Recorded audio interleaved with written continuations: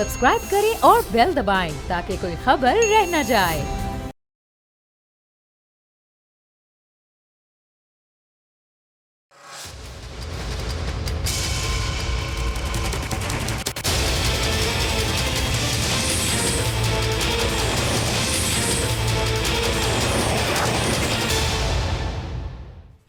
बिस्मिल्लाहिर्रहमानिर्रहीम, अस्सलाम वालेकुम। मैं हूं Jasmeen Manzoor and welcome to the programme. नाज़रीन, पाकिस्तान की सियासत के क्या कहने। पाकिस्तान की सियासत के चर्चे तो बस जगह जगह ही रहते हैं। यानी कि मुझे कभी कभी ऐसे लगता है कि एक कॉन्स्टेंटली नेटफ्लिक्स का सीज़न चल रहा है और आए दिन मैं उसकी एक इंटरेस्टिंग किस्त देखती रहती हूँ। अच्छा, अगर किसी महज़ब माशरे में या किसी भी और जगह पार्लियामेंट में लाइक कोई बिल पास हो रहा हो तो वो उसके ऊपर बहस होता है, बहस मुबासा होता है, उसके बाद अपोजिशन अपना रद्द अमल देती है, हुकूमत अपना रद्द अमल देती है, नंबर गेम पूरी होती है, बिल पास हो जाता है। लेकिन हमारे यहाँ पिछले दिनों जो ये आईनी तरमीम के हवाले से बिल के हवाले से जो जितनी मीटिंग्स पार्लियामेंट के बाहर हुई हैं वो मतलब है उसका कोई इतना ज़रा बराबर भी उसका पार्लियामेंट के अंदर मेरे ख्याल से शायद ही जिक्र हुआ हो। हाँ, ये बात जरूर है कि पिछले जलसे से लेके इस जलसे तक तहरीके इंसाफ ने क्या सबक सीखा। एक तो अभी ये कि उन्होंने जलसा अपना जल्दी ख़त्म कर दिया और वक्त की पाबंदी करते हुए वो मुंतशर हो गए। पिछले जलसे के बाद जो उनके साथ हुआ वो भी एक अनोखा तमाशा था। लाइक मैंने अपनी सहाफत में तीन बड़े वाक़यात देखे। यानी कि एक वाक़या मैंने देखा, देखा नहीं एक्चुअली, उस वक्त मैं सहाफत में थी नहीं, लेकिन सुना उसका जिक्र बार बार और उसके बारे में पढ़ा। वो जो सुप्रीम कोर्ट पे हमला हुआ, फिर उसके बाद तसलसल से धरने तो बहुत ज़्यादा लगे। मैं उनको वाक़यात नहीं कहूँगी क्योंकि अब तो वो मामूल बन चुके हैं। आए दिन बस ये धरना वो धरना, पहले कादरी साहब थे, अब कोई और साहब आ गए, फिर ये सिलसिला तो चलता ही रहता है। आपको पता है हमारे मुल्क में कोई ना कोई नया एक शोशा छुट जाता है और वो धरने की शक्ल में चेंज हो जाता है। फिर उसके बाद दूसरा बड़ा सानिया मैंने देखा, जो उस वक़्त के चीफ जस्टिस ने जो मुहिम चलाई आसिफ अली जरदारी साहब के ज़माने में, इफ्तिखार चौधरी साहब ने बहाली की, जजेस बहाली मूवमेंट। लेकिन तीसरा सबसे बड़ा और अनोखा वाक़या मैंने देखा कि पार्लियामेंट के अंदर घुस घुस के पार्लियामेंटेरियंस को पकड़ पकड़ के ले जाना और उसके ऊपर हुकूमत का खामोश तमाशाई बने रहना। मतलब है कि पार्लियामेंट में पार्लियामेंटेरियंस ही सेफ नहीं है। कौन उठा के ले जा रहा है, क्यों उठा के ले जा रहा है, वो तो तकरीरें हमने सुनी। ज़ाहिर नेशनल टेलीविजन पे तो कुछ नहीं चला, लेकिन उसके अलावा आप दुनिया से चीज़ें कितना ही छुपाएंगे। बहरहाल सोशल मीडिया है, आपस में बातचीत है। शेर अफजल साहब की बड़ी अनोखी गुफ्तगू मैंने सुनी, किस तरह उनको पकड़ा, आंखों पे पट्टियाँ बांधी। और बहरहाल ये सब, इसका फ़ायदा क्या है? मेरी तो समझ से बाला तर है, क्योंकि जिसके खिलाफ ये मुहिम चलाई जा रही है उसे एवरी डे एक नया मैं ये समझती हूँ कि इन सारे ये जो गवर्नमेंट जिस तरह इसको डील कर रही है, इन सारे मामलात को उनकी सुबकी होती है और दूसरी पार्टी जिसे वो नीचा दिखाना चाहते हैं उनके लिए सिंपैथी बढ़ जाती है। So I really don't know who these advisers are and how do they tackle these situations. But मुसव्वदे के ऊपर जो सबसे बेहतरीन ऑपोजिशन किसी ने की, और आज के दौर में मैं ये कहूँगी कि अगर कोई सबसे ज़्यादा जामे और पॉपुलर लीडरशिप उभरी है इस तमाम मामले में, वो मौलाना फजल रहमान साहब है। और इसमें मेरी कोई दो राय नहीं है। उन्होंने ना सिर्फ एक कायदे की ऑपोजिशन की है बल्कि एक स्टैंड लिया है। उनसे बेशतर मुलाकातें, आना जाना, मिन्नतें, तरले, लेकिन वो टस से मस नहीं हुए। उन्होंने इसका रास्ता रोका और पूरी तरह रोका। और उन्होंने कहा जी कि इस आईनी तरमीम को बगैर पढ़े हमें कुछ दिया नहीं, कुछ लिया नहीं, हमसे कुछ पूछा नहीं, ऐसे कैसे आप आ गए हैं जी कि आईनी तरमीम करवाएंगे। बेशक ये आईनी तरमीम इंपॉर्टेंट है, होनी चाहिए, इसके बहुत सारे फ़ायदे भी हैं जो हम इस प्रोग्राम में डिस्कस करेंगे। लेकिन बहरहाल इस वक्त हसन साबिर साहब हमें ज्वाइन कर रहे हैं, सीनियर रहनुमा हैं मुत्तहिदा कौमी मूवमेंट पाकिस्तान के, और उसके साथ साथ हमें ज्वाइन कर रहे हैं राशिद महमूद सोमरो साहब, सीनियर लीडर हैं JUIF के। He will be joining shortly. थोड़ी देर में हम कॉल भी लेंगे बैरिस्टर सैफ की। अच्छा, कुछ खबरें आ रही थी लाहौर से कि पता नहीं अली अमीन गंडापुर ने क्या कर दिया और यूं कर दिया और वो कर दिया और खिड़कियां तोड़ दी और दरवाजे तोड़ दिए। अब अल्लाह बेहतर जाने ये खबर किस हद तक दुरुस्त है, लेकिन एक तो अली अमीन गंडापुर से मुझे बड़ी ये शिकायत है कि भाई जब आपको एक टाइम दे दिया गया है तो आप टाइम पे क्यों नहीं पहुंचते। बहरहाल खैर, अब वो जलसे में उस वक्त पहुंचे जब लाइटें वाइटें बंद हो चुकी थी। हसन साबिर साहब, ये जो पिछले दिनों तमाशा लगा रहा, इसको पाकिस्तान की जमहूरियत में के किस तरह याद रखा जाएगा? मतलब इसको क्या नाम हम दें? पाकिस्तान की बेहतरीन जमहूरियत, आमरीत से बेहतरीन जमहूरियत, जमहूरियत एक बेहतरीन इंतकाम है, या मतलब क्या इसके ऊपर इसके ऊपर कौन सा कोट एंड कोट कौन सा इसके ऊपर जुमला फिक्स होता है? बिस्मिल्लाहिर्रहमानिर्रहीम। बहुत शुक्रिया जैस्मिन। पिछले 3 हफ्ते से अगर हम बात करेंगे तवातुर के साथ एक आईनी अमेंडमेंट बिल जो है उसके बारे में चेमगुइयाँ मरकज में और तमाम हलकों में बातगश्त कर रही थी, और यकीन जानिए कि इसके बारे में लोगों में एक सोच भी डेवलप हो रही थी कि कोई ना कोई ऐसी अमेंडमेंट आने जा रही है, लेकिन वो डिफरेंट एस्पेक्ट से सोच रहे थे लोग। बहुत सारे ज्यादा मुख्तदर हलकों की सोच शायद ये थी कि इसमें कोई एक्सटेंशन की बात की जा रही है, जजेस के एक्सटेंशन की बात की जा रही है, कोई एज के अंदर कोई डेफिनेशन दी जा रही है, लेकिन जब उस मुसवदे को देखा तो ऐसा नहीं था। उसके अंदर कोई एक्सटेंशन की, एक नई कोर्ट की कॉन्स्टिट्यूशन की बात जरूर थी। ठीक, हाँ, डेफिनेटली के अंदर टाइमिंग गलत है कि हुकूमत को अपना होमवर्क कंप्लीट करना चाहिए था। ये कोई किसी एक कानून के अंदर कोई तरमीम नहीं होने जा रही थी, पूरे आइन के अंदर, पूरे पाकिस्तान के जो कानून का स्ट्रक्चर है, पाकिस्तान को चलाने के लिए जो किताब दी गई है, जो डिफाइन की गई है, उसको तब्दील किया जा रहा था, और इससे इस पूरे आइन की तकरीबन हैयत तब्दील भी हो जाती है। तो डेफिनेटली उसके ऊपर हुकूमत को चाहिए था कि अपना एक होमवर्क कंप्लीट करते, उसके ऊपर जितने पॉलिटिकल पार्टीज हैं उन सबको एतमाद में लिया जाना जरूरी था। उसमें एमक्यूएम से भी एक ज्यादा बेहतर नशिस्त करनी चाहिए थी, ना कि ये कि उसको अगर 2 दिन पहले वो मुसवदा दे दिया गया। मौलाना फजलुर रहमान साहब के साथ भी उनको चाहिए था इससे पहले बात कर लेते, और दीगर जमातों से भी जो है वो मुसवदा अगर नहीं दिया था तो भी एक स्ट्रक्चरल चेंजेस के ऊपर तो बात की जा सकती थी, एक जबानी बात तो की जा सकती थी कि ये सारी चीजें। तो देखिए, अच्छा, हम हुकूमत हसन साहब, मैं एक बात पूछना चाहती हूँ, वैसे क्या हुकूमत को कंट्रोवर्सी क्रिएट करने में, मतलब क्या कंट्रोवर्सी क्रिएट करने में उन्हें मजा आता है या खुद से हो जाती है? मतलब है कि वो क्योंकि देखे ना, आप एक आईनी तरमीमी बिल ला रहे हैं, you are changing a part of the constitution, और उसके अंदर आप एक बिल ला रहे हैं, एक तरमीम कर रहे हैं which is going to be part of the constitution. So the constitution stands for by the people, for the people and obviously for Pakistan. अब उससे अगर पाकिस्तानियों के लिए आप कुछ कर रहे हैं, बेनिफिट के लिए कर रहे हैं, तो उस मुसव्वदे को आप पब्लिक कर दें। उस डॉक्यूमेंट के ऊपर, मतलब है, मैंने कोई 50,000 programme, shows, TikTok, Facebook, Instagram, मतलब है हर किस्म के सोशल मीडिया पे मैंने एक नई कहानी सुनी है। तो मुझे अभी तक कंफ्यूजन है कि ये इस मुसव्वदे में क्या करना चाहते थे। मतलब है उसको पहले से आप टेबल करते थे, और इतनी जल्दी क्या थी? मतलब है इतनी जल्दी इसलिए थी ना, अब देखें सवाल ये पैदा होता है कि द हाजिर duty chief justice already said कि मैं एक्सटेंशन नहीं लूंगा, ठीक है। So the fact of the matter is कि now I think there about 39 days left और something like that, if I am correct. अब आपको जो भी करना है उसमें करना है। If you want to accommodate the chief justice तो आपको उसमें करना होगा ना ये। तो उसके लिए क्या होमवर्क मुकम्मल है आपका?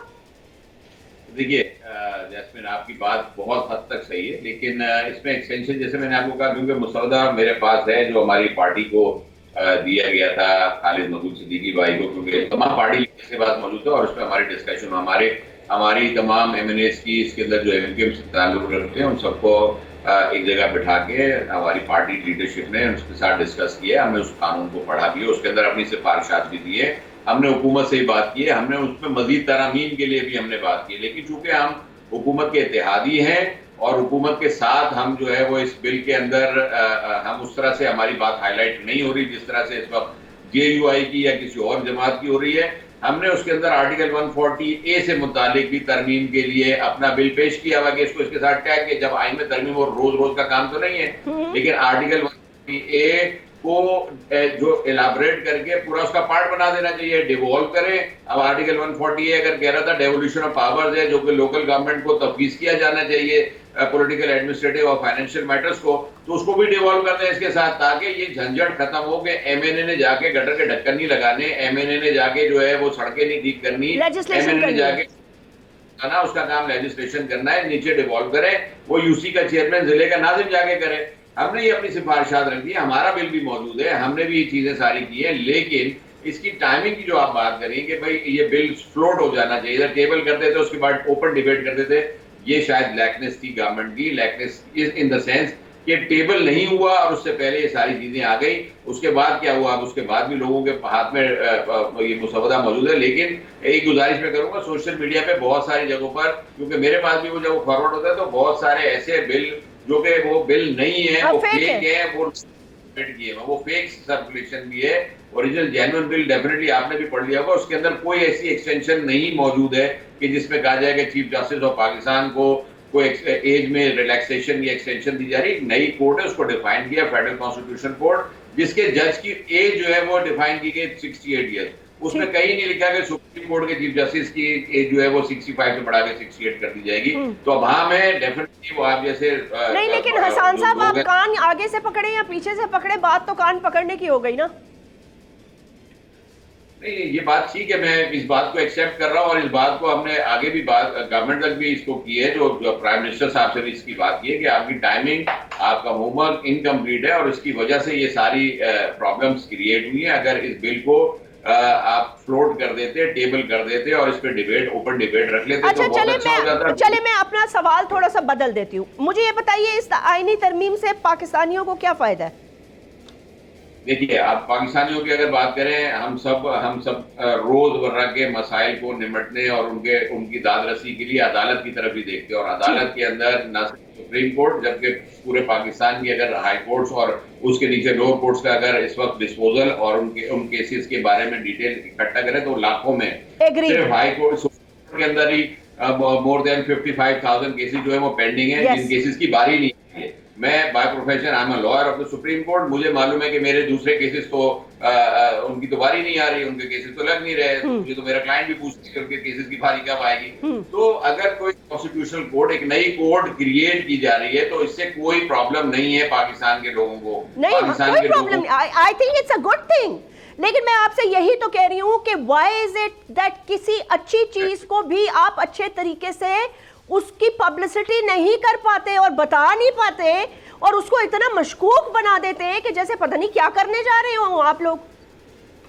आई agree with you in this sense कि ये चीज एक अच्छी डेवलप होने जा रही थी पाकिस्तान की। अगर हम माशरे में पूछे तो लोग हमें कह रहे हैं कि 127 नंबर पे हमारा जो है इंसाफ का नंबर आ रहा है, हमारी अदालतों का नंबर 27 नंबर पे, इसलिए लोगों को इंसाफ नहीं मिल रहा। हमारे पास आखिरी जो अपॉर्चुनिटी और आखिरी जो उम्मीद बचती है वो सुप्रीम कोर्ट होती है। पूरे पाकिस्तान में लोअर जुडिशियल सिविल जज से लेके और हाई कोर्ट से ऊपर जब सुप्रीम कोर्ट में फैसला होता है तो हमारे सुप्रीम कोर्ट के फैसले को आखिरी और हतमी माना जाता है। तो जब हतमी फैसला सुप्रीम कोर्ट ने देना तो वो पहले दिन अगर लोग वहां पे जाके अपनी दादरसी करते हैं, लेकिन तो बाकी लोग चले ठीक है। लेकिन मौलाना साहब ने कहा 10 नंबर तकरीबन, आपके अभी भी 10 से पता नहीं कितने नंबर है। एक नई लिस्ट जारी कर दी है पार्लियामेंट ने और उसमें वो एक पॉलिटिकल पार्टी है, वो है ही नहीं। तो चले, वो तो मतलब है उसे तो माइनस ही समझें आप, बेशक वो हो ना हो, क्या फर्क पड़ता है उनका पार्लियामेंट में होने से। लेकिन सवाल ये पैदा होता है कि अगर आपको फिर भी तो मौलाना साहब की चाहिए ना, मौलाना साहब की सपोर्ट तो चाहिए। अब कल उन्होंने ये कहा है कि अगर कोई इस तरह की बातचीत होगी और हेरा फेरी होगी तो फिर हम इनको पकड़ेंगे। देखिए, ये उनका राइट है, वो बिल्कुल एक बहुत सीनियर पॉलिटिशियन है। उन्होंने ये जितनी अभी आपने अपने पेशरफ में जितनी बात आपने अपने तजर्बे की बुनियाद पर बताई थी, वो सारी चीज़ों को तो वो देखते हुए आ रहे हैं और उन सारी चीज़ों से नबर्द आजमा भी होते हुए आ रहे हैं। तो डेफिनेटली एक सीनियर सियासतदान अपने तजर्बे की बुनियाद पे जो बात कर रहा है, हुकूमत को चाहिए कि तामुल मिजाजी से उनकी बात को सुने, समझे और उसके ऊपर जहां तक हो सकता है अमल भी करे।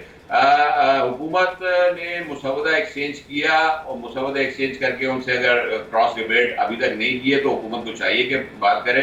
नहीं, उन्होंने तो कहा कि हमें सही मुसवदा ही नहीं दिया गया। देखिए, वो कामरान मुर्तजा साहब फरमाते हैं कि मुसवदा उनके पास है, उन्होंने उसको भी पढ़ने में टाइम लगाया। जाहिर है 53 अमेंडमेंट्स, एक चीज तो क्लियर रखनी चाहिए, 53 अमेंडमेंट्स में तकरीबन 35 अमेंडमेंट्स ऐसी हैं जिसके अंदर एक सिंगल वर्ड जहाँ सुप्रीम कोर्ट था उसको फेडरल कॉन्स्टिट्यूशन कोर्ट में सब्स्टिट्यूट किया गया, तो वो कोई इतनी बड़ी स्टोरी नहीं है। लेकिन पीटीआई की अगर आप बात करें तो मैं गुजारिश करूं कि आर्टिकल 51 के अंदर मेजर चेंज होने जा रहा है। आर्टिकल 51 को उन्होंने नहीं ऑब्जेक्शन आज तक किया, आर्टिकल 63A के ऊपर ऑब्जेक्शन नहीं किया, जिससे पीटीआई जो है डायरेक्ट जो इफेक्ट करेगी उस पर बात नहीं कर रहे। लेकिन उन्होंने एक पॉइंट पकड़ लिया। देखिए, ये दयानतदारी नहीं है अपोजिशन की, पीटीआई की दयानतदारी नहीं है। क्या पॉइंट? 51 के ऊपर, आर्टिकल 63A के ऊपर कोई बात नहीं करे। जहाँ रिजर्व सीट्स का मसला आ रहा है, जहाँ रिजर्व सीट्स की वोटिंग का मसला आ रहा है, उस पर आज तक किसी मीडिया पे, किसी पीटीआई के किसी भी रहनुमा ने, किसी भी एमपी एमएलए ने कोई डिबेट नहीं स्टार्ट की कि भाई हमें तो इतराज है कि इसमें हमारे मेंबर जो हमारे रिजर्व सीट्स की वुमेन सीट्स होंगी या जो हमारे माइनॉरिटी से जो हमारे मेंबर्स इलेक्ट होने हैं उनके ऊपर भी एक बार लगा दिया गया। उसके ऊपर तो बात नहीं कर रहे हैं। हम बात कर रहे हैं बीइंग एमक्यूएम, हम बात कर रहे हैं कि भाई इसके ऊपर एक प्रॉपर इलेक्शन एक्ट के जरिए ही इसके ऊपर जो है वो एक कवर किया जाए इसको। लेकिन जहां आर्टिकल 51 और 63A की बात पीटीआई और उसकी तमाम अपोजिशन पार्टीज बात नहीं करें, एक सिर्फ चीफ जस्टिस की और फेडरल कॉन्स्टिट्यूशनल कोर्ट की बात करें, ये भी दयानतदारी नहीं। ओके, बहुत बहुत शुक्रिया हमें ज्वाइन करने का इस सेगमेंट में। Let's take a short break नाज़रीन।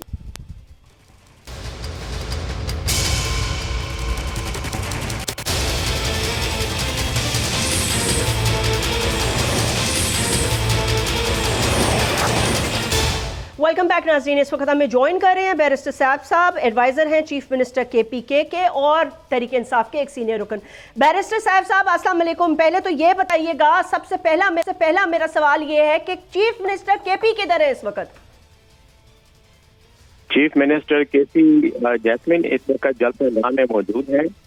वो पेशावर से आते हुए बहुत बड़ा जुलूस था, बहुत बड़ा काफिला था गाड़ियों का। अच्छा। वो पहुंचने में 4-4.5 घंटे का रास्ता है इस्लामाबाद से लाहौर तक, और तकरीबन 2 घंटे एक्स्ट्रा डालने तो ये 6-6.5 घंटे का रास्ता बन जाता है पेशावर से।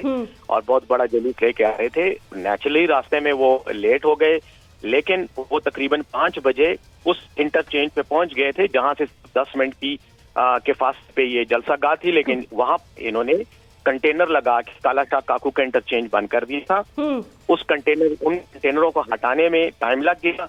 बाय द टाइम वो पहुंचे तो उससे पहले ही पुलिस ने जाके जलसा गाह में स्टेज खाली करा दिया और जलसा बंद करा दिया। वो पहुंच गए, बहरहाल फिर वो पैदल वहां से गए क्योंकि रास्ता आगे फिर बंद था, तो वो पैदल गए और पैदल जाकर इस वक्त वो जलसा गाह में है। और जो लोग उनके साथ बैरिस्टर साहब, लेकिन सैफ साहब फायदा क्या हुआ? क्योंकि वहां तो सुना है ना लाइटें भी बंद कर दी गई हैं, सब कुछ। और फिर देखें ना, फिर वायलेशन हो जाती है, फिर वायलेशन हो जाएगी, फिर वो पकड़ के ले जाएंगे, फिर कहेंगे जी आपने वायलेशन की। फिर हम किस तरह इस चीज को की दफा करेंगे, ये बताएं।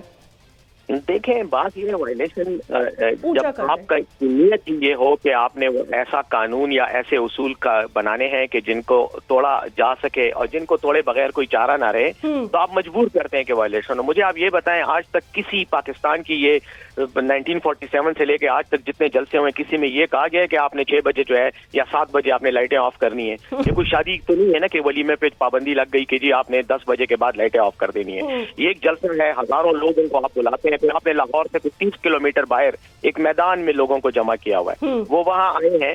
अब जब जलसा हो रहा है, आपने 6 बजे बंद कर दिया, लेकिन 6 बजे से पहले, चले कोई बात नहीं, हम तो 6 बजे से पहले पहुंच जाते, ठीक है। लेकिन जब 6 बजे से जब जलसा गाह से 10 मिनट के रास्ते पे आप 5 बजे कंटेनर लगा के सड़क बंद कर दें, तो उसके बाद जब तक वो लोग कंटेनर हटाएं और रास्ता खोलें और पहुंचे, यकीनन आपका मकसद यही था इंतजामिया का कि वो उनको पहुंचे ना दें टाइम पे, और वो वही किया उन्होंने। जलसे में भी आकर अभी पूरी तकरीर भी नहीं हुई थी, जलसा खत्म कर दिया। तो कहने का मकसद ये है कि ये देखें, ये तो एक बहाना था। और सुबह से अगर आपने देखा होगा तो ये जो हुकूमत के वज़रा हैं पंजाब में भी और मरकज में भी टीवी पे चढ़े हुए बाजी 5 लोग आ गए, 15 लोग आ गए। तो ये सारा जो है खौफ इतना ज्यादा इनके जहनों पे छाया हुआ था कि पहले से ही वो माहौल बना रहे थे कि इन्होंने एंड में करना ये है, और हमें शक था कि यही किसी तरह की कोई हरकत करेंगे और बाद में फिर मजाक उड़ाएंगे कि जी हमारा जलसा नहीं हो सका। तो हमारा जलसा भी हो गया, हमारे मरकजी लीडर्स की तकारीर भी हो गई। अली अमीन साहब लेट पहुंच गए और उन्होंने इस वक्त अच्छा ये बताएं कि आज तो कोई हमलावर बातें नहीं कर देंगे? नहीं जी, कोई हमलावर होने की बात नहीं है। हम इस पाकिस्तान के कानून को मानने वाले, आईन का एहतराम करने वाले लोग हैं, क्या हमलावर होना। और दूसरी जहां तक तकारीर की बात है, तकारीर में लोग मुख्तलिफ किस्म की बातें कह जाते हैं। आज से कुछ अर्सा पहले, 2 साल पहले ही की बात है, मियां नवाज शरीफ साहब और उनकी मोहतरमा साहिबजादी जो हैं वो किस तरह की तकरीरें करती थी फौज के बारे में, फौज के जर्नलों के नाम ले के तकारीर करती थी। तो वो भी तो आईन की खिलाफ वर्जी थी। वो ठीक है बैरिस्टर सैफ साहब, लेकिन देखें ना, आप लोगों का तो एक डायरेक्ट कॉन्फ्लिक्ट इस वक्त चल रहा है। अब अगर मैं ये कहूं कि जलती आग पर आप मजीद तेल डाल दें, आपने देखा फिर उस जलसे के बाद क्या हुआ, पार्लियामेंटेरियंस को उठाया। मैं ये नहीं कह रही कि ये कोई अच्छा काम है, I am totally against it, किस तरह पार्लियामेंटेरियंस पे हमलावर हुए, लोगों को उठाए वो, लेकिन मैं ये कह रही हूं कि ऐसी चीज की बुनियाद ही क्यों रखी जाए। मतलब है आप जलसे में आपने इदारों, आप हुकूमत पे तनकीद करें, उनके वज़रा पे तनकीद करें, उनकी नाकस पॉलिसियों पे तनकीद करें, उनके फैसलों पे तनकीद करें, लेकिन आप क्यों इदारे एक अफवाज पाकिस्तान पर बिला जवाज इस तरह की बातें करते हैं, इस तरह की आप धमकियां देते हैं, फिर आप ये कहते हैं कि वहां से रिएक्शन आ गया। जैस्मीन, मैं अगर बहुत ही मुअद्दबाना अर्ज करूं कि अगर ये सवाल आप मुझसे 8 अगस्त के बाद 9 अगस्त को करती, 8 सितंबर नहीं 9 मैं थी नहीं ना यहाँ, इसलिए हाँ, तो वो उस वक्त मैं आपको इसका जवाब इसलिए मुनासिब होता देना कि उस वक्त वो बात नहीं थी। उसके बाद तो बहुत पानी जो है वो दरिया के पुल के नीचे से गुजर चुका है, उसके बाद इसकी वजाहतें भी हो चुकी हैं, इसके हवाले से हमारी सारा मौक़िफ़ भी आ चुका है, इसलिए रिपीट करने का कोई फायदा नहीं है। रह गई बात इस जलसे की, तो इस जलसे में तो कोई ऐसी बात नहीं हुई।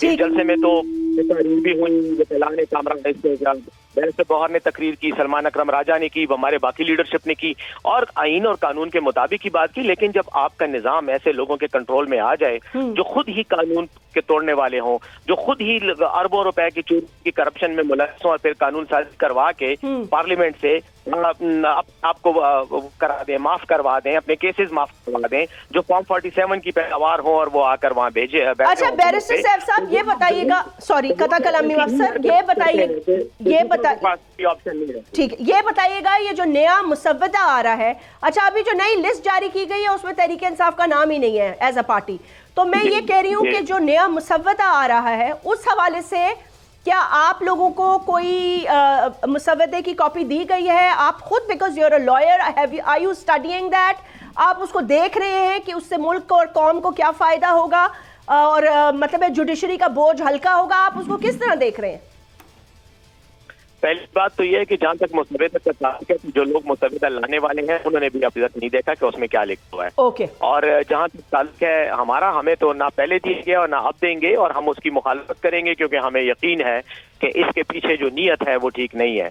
और उस नीयत की ठीक ना होने की इसका सबूत यह है कि जिस अंदाज में ये मुसव्वदा पेश किया जा रहा है पार्लियामेंट में, जिस अंदाज में पार्लियामेंट को तोड़कर अरकान की वफादारियां जबरदस्ती बदल कर, अगवा करके, उनके बीवी बच्चों को अगवा करके उनको प्रेशराइज किया जा रहा है कि वो इस मुसव्वदे के हक में वोट दें, तो उससे साफ नजर आ रहा है कि ये एक गैर आईनी इक़दाम है जिसको सिर्फ आईन के कवर में जो है वो किया जा रहा है, आगे बढ़ाया जा रहा है। और जहां तक इसका ताल्लुक है कि इससे फायदा क्या होगा, इससे शायद सुप्रीम कोर्ट में बैठे हुए कुछ एक आध शख्सियात को फायदा होगा, उसके अलावा किसी को फायदा नहीं होगा। सारे मुल्क के लिए ये एक बदनामी का भी बायस बनेगा और निजाम की खराबी का भी बायस बनेगा। अच्छा बैरिस्टर साहब, मैं आपसे एक सवाल पूछना चाहती हूँ। फर्ज करें, लेट्स अज्यूम कि ये मुसव्वदा पास होने में मुश्किल पैदा होती है और मौलाना फजल रहमान साहब नहीं मानते, क्योंकि कल भी उन्होंने प्रेस कॉन्फ्रेंस में की है कि भाई अगर जल्दी में आप कुछ लाएंगे तो हम नहीं मानेंगे, हम उसको स्टडी करेंगे पहले, बदनीयती पर हम कुछ नहीं करेंगे। तो आई थिंक मौलाना साहब has taken a very very firm stand as an opposition leader, और एक क्रेडिट देना चाहिए उनको कि उन्होंने जेन्युइन ऑपोजिशन की है। मैं आपसे ये पूछना चाहती हूँ कि अगर ये फर्ज करें नहीं पास होता, नहीं, तो मैंने एक बयान सुना था बानी तहरीक इंसाफ का, उनकी बहन ये कह रही थी कि उन्हें ये शक है कि उनको बहुत जल्द सजा दे दी जाएगी। ये मतलब है, ये आपको लगता है ऐसा हो सकता है? देखें, पहले जो आपने सवाल का पहले हिस्सा था वो मौलाना फजल रहमान के हवाले से था, तो बिल्कुल मैं उनके इस मौजूदा स्टांस को जो इस वक्त इन्होंने लिया है इस आईनी तरमीम के हवाले से, उसको मैं खराज तहसीन पेश करता हूँ। बिल्कुल उसूली स्टांस है और उन्होंने जो कुछ किया मैं समझता हूँ वो बहुत ही अच्छी बात है, खुशाइन बात है, और उम्मीद करता हूँ कि आइंदा भी वो इसी स्टांस पे रहेंगे। रह गई बात इमरान खान साहब के हवाले से सजा का, तो इसमें तो कोई दूसरी राय ही नहीं है।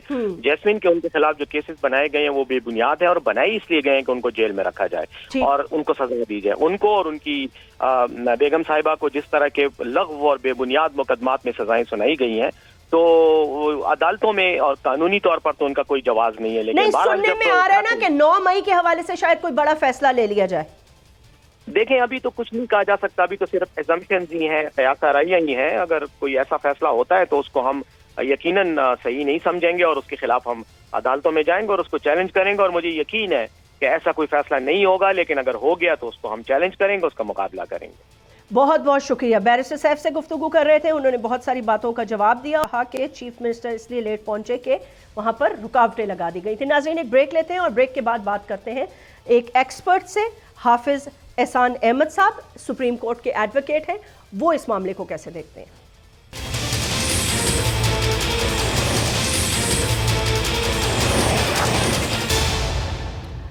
वेलकम बैक नाजरीन। मैंने आपको बताया था हमारे साथ एक सीनियर एडवोकेट सुप्रीम कोर्ट के भी मौजूद हैं, उनसे हम आईनी मौक़िफ़ लेंगे, लेकिन सियासी मौक़िफ़ हम लेंगे अमीर मुकाम साहब से, जो हमें इस वक्त ज्वाइन किया हुआ है। फेडरल मिनिस्टर हैं आप और PMLN के सीनियर तरीन सियासतदानों में से। अमीर मुकाम साहब, अस्सलाम वालेकुम, बहुत बहुत शुक्रिया वक्त निकालने का। वालेकुम सलाम। अमीर मुकाम साहब, मुझे ये बताइएगा कि आज के जलसा ठीक हो गया? मतलब है आज तो कोई मसले नहीं हुए, हुकूमत मतलब है बिल्कुल मुतमईन है, माँ सिवाय इसके कि KP के चीफ मिनिस्टर जो हैं वो शिकायत कर रहे हैं कि काला शाह काकू पे रास्ता रोका और उनको पहुंचने ही नहीं दिया गया। लेकिन बहरहाल वो जलसागाह में मौजूद हैं, गिरफ्तार तो नहीं हो जाएंगे थोड़ी देर बाद? उनका शौक पूरा हो गया, सारे रास्ते भी मुकम्मल खुले थे, कोई रुकावट भी नहीं थी, और उसकी ताकत का भी पता लग गया कि कितने लोग KP कैसे लाए, यह अंदाजा भी हो गया उनको। कितने लोग उनके साथ आए और उसमें कितने सरकारी थे और कितने अपने थे। अच्छा, वही से मजमूई तो हम बिल्कुल आज के जलसे से मुतमईन है कि उनका शौक भी पूरा हो गया, उसको कर छोड़ा भी गया और उनको अपने ताकत का अंदाजा भी हो गया। अमीर मुकाम साहब, मुझे ये बताइए कि ये जो आईनी मुसव्वदा था, इसके ऊपर मौलाना फजल रहमान साहब को क्यों नहीं हुकूमत बना सकी? क्या वजह है?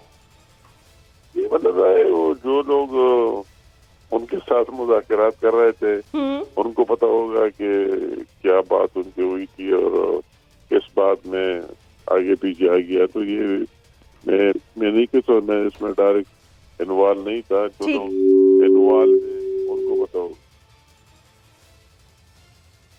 कि ये बात दुरुस्त है कि उस दिन अली अमीन गंडापुर साहब को उठा के ले गए थे और फिर अयाज सादिक साहब ने कहा कि FIR काट दूंगा, और फिर अयाज सादिक साहब ने बड़ी बड़ी बातें की, लेकिन उसके बाद पार्लियामेंटेरियंस ने, आप लोगों ने कोई इसके ऊपर, कोई हुकूमत ने कोई एहतजाज नहीं किया, कोई कुछ नहीं किया, क्योंकि आज से पहले मैंने कभी नहीं सुना कि इस तरह पार्लियामेंटेरियंस को पार्लियामेंट हाउस से उठा के ले जाया जाए और सही से उनकी चित्रौल की जाए।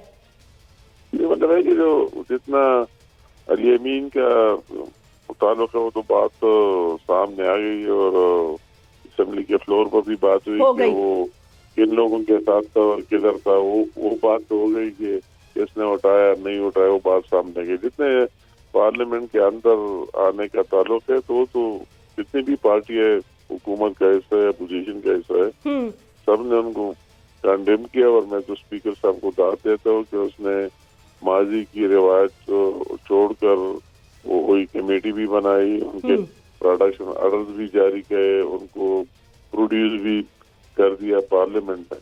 इसमें तो कोई दूसरी राय है ही नहीं। आप ठीक कह रहे हैं, इसमें अयाज सादिक साहब ने बड़ा सीरियस किरदार किया और बड़ा सीरियस रोल किया, लेकिन एटलीस्ट प्राइम मिनिस्टर को भी कोई सर मौक़िफ़ तो देना चाहिए था ना, वो आफ्टर ऑल इस हाउस के कस्टोडियन है। नहीं, मतलब है जो हम पार्लियामेंट में थे, अगर ख्वाजा आसिफ साहब ने तकरीर की है, मैंने की है, जितने हमारे सीनियर लीडरशिप ने की, हम सब ने कहा कि इसको हम कोई डिफरेंट कराने के इसमें है ही नहीं है। जो कुछ हुआ है अच्छा नहीं हुआ, सबने उसको कंडेम भी किया है जितना पार्लियामेंट के अंदर किसी की आने का ताल्लुक है। और उसकी हर एक चीज की जिस पर कमेटी भी बनाई गई है और उसमें तमाम पार्टियों की नुमाइंदगी भी है, तो आगे वो उसके तह तक पहुंचेंगे कि क्या हुआ क्या नहीं हुआ। तो तह तक पहुंचकर फिर आवाम को भी कुछ बताएंगे या नहीं, डब्बा गोल हो जाएगा? क्योंकि कोई भी कमेटी मतलब है कि फिर फोर जो कुछ होना था उसी टाइम, अगर उनका चेयरमैन था बैरिस्टर साहब, उसको उसी टाइम स्पीकर साहब ने इंटरफियरेंस करा के उसको तो पुलिस स्टेशन से रिहा कर दिया। जितने उनके MNAs उनकी प्रोडक्शन ऑर्डर जारी की माजी से हट के, जो हमारे साथ माजी में हुआ है वो चीज को छोड़ के, और कहते कि जो कुछ हुआ अच्छा नहीं हुआ, उन सबको प्रोड्यूस किया, उनको असेंबली में मौका दिया कि अपनी बात करें, सब अपना मौक़िफ़ दें। तो मेरे ख्याल में इन हालात में जो कुछ हुआ तो उसने काफी अच्छा कर दिया। ये बात आपकी दुरुस्त है कि उन्होंने काफ़ी स्टैंड लिया। बहुत बहुत शुक्रिया। अमीर मुकान साहब से गुफ्तगू कर रहे थे कि रिवायत के से हट कर, और ये बात वाकई दुरुस्त है। आई थिंक अयाज सादिक साहब को इस बात का क्रेडिट देना चाहिए कि उन्होंने मुश्किल हालात में बड़े मुश्किल फैसले लिए, जबकि उनकी पार्टी पूरी की पूरी तरह किसी और पर डिपेंडेंट है। बस यहाँ से आगे ना बोलना बेहतर है, क्योंकि कहते हैं ना वो फिर पर जलते हैं। हाफिज एहसान साहब, ये बड़े चर्चे हो रहे हैं इस मुसव्वदे के, इस आईनी मुसव्वदे के। इससे एक शख्स को फ़ायदा पहुंचेगा, इससे दो शख्स को फ़ायदा पहुंचेगा, इसको अच्छा जो हुकूमत ने जिस तरह इसको जल्दबाजी की, और जिस तरह आप इसको किस तरह देखते हैं? I mean like you are a senior advocate of the supreme court, आम आवाम के लिए ज़रा ये बताइएगा कि इसकी जल्दबाजी की क्या ज़रूरत थी? इसको तरीके से भी लाया जा सकता था, और उसको पास ना कराने की वजह क्या बनेगी? मतलब इत्तेहादियों को कन्विंस नहीं कर सके या क्या हुआ? बिस्मिल्लाहिर्रहमानिर्रहीम। जैस्मीन, इस सारी चीज़ के दो एस्पेक्ट हैं। एक एस्पेक्ट ये है कि क्या पाकिस्तान का जो अदालती निज़ाम है या पाकिस्तान का जो कानूनी निज़ाम है वो आवाम की ख्वाहिशात के मुताबिक या पब्लिक ट्रस्ट के मुताबिक डिलीवर कर रहा है या नहीं कर रहा। और वो स्टार्ट होता है आपका पाकिस्तान की सुप्रीम कोर्ट से लेके पाकिस्तान की सिविल कोर्ट तक, और गवर्नेंस का निज़ाम होता है आपके पाकिस्तान के प्राइम मिनिस्टर ऑफिस से लेके पाकिस्तान का जो पटवारी है उसके तक ये निज़ाम जो है वो चलता है। और इसी तरह आपके IG से लेके आपके कांस्टेबल तक चलता है। तो इसमें दो राय नहीं है कि पाकिस्तान का जो गवर्नेंस का सिस्टम है या अदालती निज़ाम है या कानूनी निज़ाम है वो डिसफंक्शनल है और उसको बेहतर करने की ज़रूरत है। और ये जो प्रायोरिटी पाकिस्तान के बनने के बाद बननी चाहिए थी पाकिस्तान की पार्लियामेंटेरियंस की या पाकिस्तान के पार्लियामेंट की, या उस लेजिस्लेशन करनी चाहिए थी, वो हमने नहीं की। और आज भी हम जो है 1898 का जो है वो क्रिमिनल प्रोसीजर कोड है, 1860 का हमारा पाकिस्तान पीनल कोड है, 1908 का हमारे पास जो है वो ज़ाब्ता दीवानी है, और इसी तरह की चीज़ें जो हैं वो एंटी करप्शन लॉ हमारा 1947 है।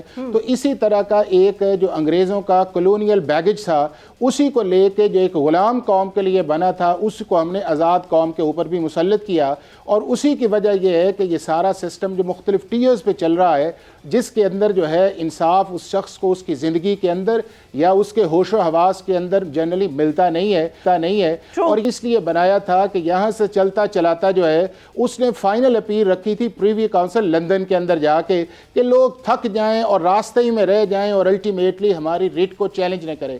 अब पाकिस्तान बनने के बाद रियासत को चाहिए था कि इन सारी चीज़ों को अंडू करते, नहीं किया, और वो सारी की सारी कभी पॉलिटिकल कॉन्फ्रंटेशंस के अंदर वक्त गुजर गया, कभी मार्शल लॉ के अंदर गुजर गया। और अगर पिछले 12-14 साल के अंदर देखें तो हमने पाकिस्तान के हर इदारे को जो है वो पॉलिटिकली कंट्रोवर्शियल कर दिया है, चाहे वो आपकी जुडिशरी है, चाहे आपकी पार्लियामेंट है, चाहे आपका गवर्नेंस का सिस्टम है। तो अब मेरा ख्याल है कि वो वक्त आ गया है कि जब आपका इंटरनेशनल रैंकिंग जो है या इंडेक्स जो है, आपका अगर वर्ल्ड बैंक से पूछें ईज़ ऑफ डूइंग बिजनेस के यानी कि आपके कॉन्ट्रैक्ट की कंप्लाइंस क्या है, तो वो दुनिया में 176 में 156 नंबर पे है। अगर पाकिस्तान के अदालती निज़ाम पे बात करें तो 140 में से 130 पे है। अगर पुलिस के निज़ाम पे करें 126 में से 107 पे है। अगर पाकिस्तान के ट्रांसपेरेंसी पे बात करें तो 180 में 140 में है। तो ये सारे इंडेक्स जो हैं इस चीज़ को शो करते हैं कि पाकिस्तान की सिमत को दुरुस्त करने की ज़रूरत है। अब उसको दुरुस्त करना किसने, वो करना है पाकिस्तान की पार्लियामेंट ने, और उस पार्लियामेंट के बाद है काम हमारी सुप्रीम कोर्ट का। बट हमने सुप्रीम कोर्ट के अंदर बार बार पॉलिटिकल क्वेश्चंस ला के जो पार्लियामेंट के लेवल पे हल होने चाहिए थे, हमने पाकिस्तान के सुप्रीम कोर्ट को मेरा जज, आपका चीफ जस्टिस, मेरा chief justice, larger bench, full court की कंट्रोवर्सी के अंदर डाला है, जिससे आम आदमी जो मोहम्मद दीन है, मोहम्मद शरीफ है या मोहम्मद आलम है, वो सफ़र कर गया है। और ये जो एक वेस्टेड तबका है, इसके अंदर वो केसेस सुने जाते हैं और इन्हीं के ऊपर शाम को टॉक शोज आते हैं। मैं ये समझता हूं कि गवर्नमेंट की स्ट्रैटेजी जो दूसरी तरफ है, उस स्ट्रैटेजी के अंदर इंप्रूवमेंट की बहुत गुंजाइश थी कि जब आप पाकिस्तान के पूरे सिस्टम को ओवरऑल करने का आपका इरादा है और आप सुप्रीम कोर्ट से उसको शुरू करना चाह रहे हैं, तो फिर इसको ओपननेस इसके अंदर आनी चाहिए थी। इसको पाकिस्तान के मीडिया के सामने, पाकिस्तान के जस्टिस सेक्टर्स के सामने और उसके बाद पाकिस्तान की अपोजिशन के सामने और स्पेशली मौलाना फजल रहमान के सामने रखना चाहिए था। और वो जो स्ट्रैटेजी जो है वो फेल हुई है, जिसका रिजल्ट्स ये निकला है कि एक जो चीज़ होने जा रही थी उसको पॉलिटिकली बहुत बड़ा सेटबैक गवर्नमेंट को मिला है। अब ये एक चीज आगे की तरफ चलते हैं। अब आगे ये है कि अगर वो एक सेकंड उसको गवर्नमेंट को सेटबैक क्यों मिला है? आई मीन एक क्वेश्चन है ना, this is a genuine question. ये ओपनिंग में मैंने यही बात की थी कि देखें, जहां कंट्रोवर्सी की जरूरत नहीं होती ना, वहां बिला वजह से कंट्रोवर्सी बना देते हैं। मतलब आप एक जायज कानून लाने की कोशिश कर रहे हैं, एक अच्छा कानून लाने की कोशिश कर रहे हैं। जैस्मीन, बात यह है कि बुनियादी तौर पे ये जो सारी अमेंडमेंट्स थी वो दो तरफ जा रही थी। एक पाकिस्तान का कॉन्स्टिट्यूशनल कोर्ट और दूसरा जजेस के अपॉइंटमेंट का प्रोसेस। अब जो पाकिस्तान का कॉन्स्टिट्यूशनल कोर्ट है, ये सीओडी के अंदर 2006 के अंदर पीपल्स पार्टी और पीएमएलएन ने साइन किया। पाकिस्तान की सारी पॉलिटिकल पार्टीज ने उसको एंडोर्स किया, जिसमें जेयूआई भी है, उसके बाद आपकी पीटीआई भी है और भी नेशनलिस्ट पार्टी हैं। लिहाजा इस चीज़ को इस तरह प्रेजेंट करना मेरा ख्याल है मुनासिब नहीं था। दूसरा ये है कि पाकिस्तान का जो एलिवेशन ऑफ जजेस का प्रोसेस है, उसके अंदर पाकिस्तान के सारे लोग इस बात से मुत्तफिक हैं कि हाई कोर्ट की एलिवेशन या हाई कोर्ट से सुप्रीम कोर्ट की एलिवेशन या हाई कोर्ट के जजेस से chief justice of high court या सुप्रीम कोर्ट के जजेस से chief justice of supreme court का जो मामला है, उसको ओवरऑल करने की या उसको अच्छा कराने की ज़रूरत है और दुनिया की बेस्ट प्रैक्टिसेस लेनी चाहिए। अब इंडिया के अंदर जो सुप्रीम कोर्ट का चीफ जस्टिस बनता है, वो उनके टॉप 6 जज बिल के बैठे फैसले कर लेते हैं। इसी तरह दुनिया के अंदर किसी जगह पार्लियामेंट करती है, किसी जगह एग्जीक्यूटिव करती है, लेकिन कॉन्स्टिट्यूशनल कोर्ट के अंदर कोई दो राय नहीं थी। और ये पाकिस्तान की पॉलिटिकल पार्टीज ने या जस्टिस सेक्टर्स ने देखा कि इन पॉलिटिकल क्वेश्चंस या कॉन्स्टिट्यूशनल मैटर की वजह से पाकिस्तान के आम आदमी के केसेस सफर हुए हैं। वो सुप्रीम कोर्ट में 60,000 पे पहुंचे, वो हाई कोर्ट और लोअर कोर्ट के अंदर 24 लाख पे पहुंचे। मैं इस बात से एग्री करती हूं, लेकिन आप इस बात से भी तो एग्री करें ना कि ये जो शुरू में आपने बात की, मैं बिल्कुल I am completely on board with you कि देखें, मैंने वाकई टू बी वेरी फ्रैंक, मैंने ऐसा अभी तक कोई और मुल्क नहीं देखा होगा यकीनन। आई एम श्योर, मैं ये नहीं कहना चाहती कि हमारा मुल्क बहुत अनोखा है। वैसे तो हमारे मुल्क में अल्लाह ताला की तरफ से इतनी नेमतें, इतनी बरकतें दी गई हैं, लेकिन हम उस तरफ जा नहीं पाते बिकॉज ये हमने एक नया ना जो वतीरा बना लिया है, उसका जज, मेरा जज, तेरा जज, ये जज उसके हक में है, ये जज उस पार्टी के हक में है, ये आ गया तो खान छुट जाएगा, वो चला गया तो मियां साहब अंदर। हाउ इज इट पॉसिबल कि आपने सुप्रीम कोर्ट जो पाकिस्तान का इंसाफ का सबसे बड़ा इदारा है, उसको इतना कंट्रोवर्शियल आपने बना दिया है? तो how long will it take कि इसकी कंट्रोवर्सी खत्म की जाए? देखिए, यही तो वो जैस्मीन एक सवाल है कि अगर आप इसको इसी फेज़ के अंदर रखेंगे तो जिस तरह अपॉइंटमेंट सुप्रीम कोर्ट के अंदर हुई हैं या उसके बाद आगे चीफ जस्टिस जो है वो नॉमिनेट हुए हैं फॉर अ सर्टेन पीरियड के अंदर, और जिस तरह की जजेस की आपस के अंदर आपको रिफ्लेक्शन जो है, जब रिजर्व सीट्स का केस चला था तो आपको वो लाइव स्ट्रीमिंग के अंदर वो नज़र आ रही थी, या अभी भी आपको नज़र आई है कि जिसके अंदर आपने देखा कि इलेक्शन कमीशन ऑफ पाकिस्तान जब सुप्रीम कोर्ट के फैसले की क्लैरिफिकेशन के अंदर गई है तो उस वक्त ना सुप्रीम कोर्ट ने उन्हें बुलाया है, ना नोटिस किया है, और उसके बाद बात सुप्रीम कोर्ट क्लैरिफाई कर रही, सुप्रीम कोर्ट का काम क्लैरिफिकेशन तो है ही नहीं है, ऑर्डर करना है। और आप उसके बाद देखें कि आज चीफ जस्टिस ने एक लेटर इशू कर दिया है और उसके अंदर उन्होंने 9 पॉइंट्स जो वो रेज किए हैं। तो ये सारी चीजें इस तरफ लेके आने जा रही हैं कि हमारी पार्लियामेंट को ये सोचना चाहिए। उस पार्लियामेंट को ये सोचना चाहिए कि पार्लियामेंट सुप्रीम कोर्ट का इस्तिकाक फैसले का खत्म ना करे ना। अगर वो कहते हैं कि आप फलानी तारीख पे इलेक्शन करा दें तो आप करा दें। आप जब उनके फैसलों को रोनना शुरू करेंगे तो आपको क्या लगता है एक आम पाकिस्तानी जो है वो भी शय पकड़ेगा? आज नहीं तो कल, नहीं तो परसों, कभी ना कभी तो जज के सामने खड़ा होगा ना और कहेगा जी मैं भी नहीं मानता। I mean, how is that possible कि सुप्रीम कोर्ट का फैसला आ जाए और आप फैसला ना माने? अच्छा, अब जैस्मिन मैं आपको बताता हूं, अब क्विकली हम चलते हैं ताकि अब उसको अंदाजा हो जाएगा। अब ये है कि आपके मुल्क के अंदर जब यूसुफ रजा गिलानी को निकाला गया एज ए प्राइम मिनिस्टर के ऊपर, मैं उसे करता हूं, उस फैसले को देख लें, आप पनामा के फैसले को देख लें, उसके बाद आपका जब फैसला आया वोट ऑफ नो कॉन्फिडेंस का सुप्रीम कोर्ट ने कहा, तो सारी पीटीआई ने कहा कि जी आर्टिकल 69 के नीचे सुप्रीम कोर्ट को चैलेंज नहीं कर सकते। और जब इलेक्शन का मामला आया तो सुप्रीम कोर्ट को इतना लंबा करने की क्या ज़रूरत थी? वो फ़ौरन कहते कि भाई 10 दिन के अंदर नहीं है तो हम इसके खिलाफ एक्शन करेंगे। उस केस का आज तक जो है वो आपके सामने ऑर्डर ऑफ द कोर्ट नज़र नहीं आया।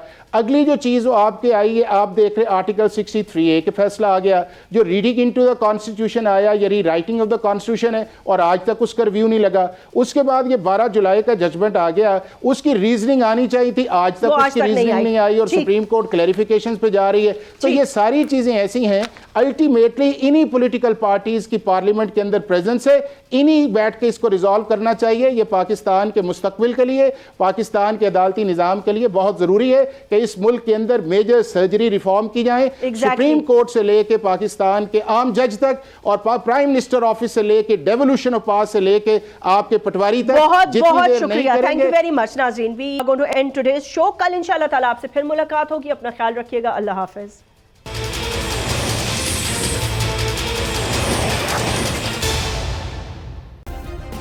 सब्सक्राइब करें और बेल दबाएं ताकि कोई खबर रह न जाए।